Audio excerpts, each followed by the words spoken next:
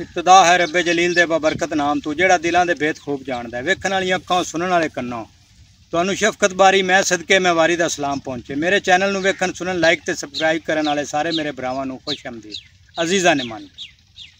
जेड़े पंजाबी असीं आए ना, असीं हर काम में त्रिख बड़ी करने हैं। जेड़ा काम होया भी छेती नाल कर लो, नबेड़े नाल कर लो, बस ढो लभदे वन्ने भी आ भी निबड़ जावे ते ओ भी निबड़ जावे। ओ काल नाल ही एवें करद्या करद्या कोई रह गया विच ते कोई कर लिया। इस तरह ना वो दो बंदे आन तो उन्होंने किते रात पै गई।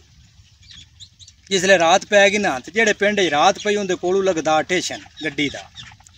उन्हें आखिया चलो रात रहने तो वल्ले वल्ले एक फुलका लैके इस गड्डी ते रैल गड्डी ते चढ़ जासें तो वग जासें। चलो वो वल्ला होया तो उन्हें फुलका लिया तो वो टुर पे तो नाल उन्होंने ना दो जने होर। उन्हें आखिया चल यार इन्होंने आप चढ़ा आवीए। तो उजवी पुराने नूं जिहड़ा है जाके छड़ना या गोठ ते लैना है सवाब का काम हुंदा है।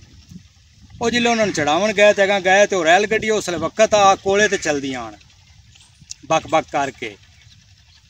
वो वेख्या तो रैल गड्डी निकली जाए, वो वाहवा त्रिखी हो गई, गड्डी भी त्रिखी हो गई। वो ड्राइवर की जिले निगाह पई ना उस वेख्या उस आख्या सवारियां तो हैं नहीं, ये भावें कोई लुट्टण वाले होवन।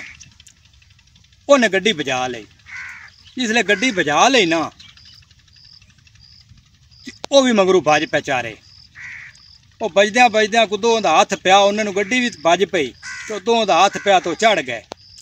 चढ़िया होया तो अगू सवारियां उन्होंने वेख्या, उन्हें आख्या बड़ी बई तुहाडी हिम्मत है, बड़ा तुसी भज्जे ने ते बजते आन गड्डी ते चढ़े जे। उन्हें आख्या भी साडी की हिम्मत होनी है बई जिन्हां नूं असीं चढ़ावन आए हैं वो पिछां बजदे होंदे।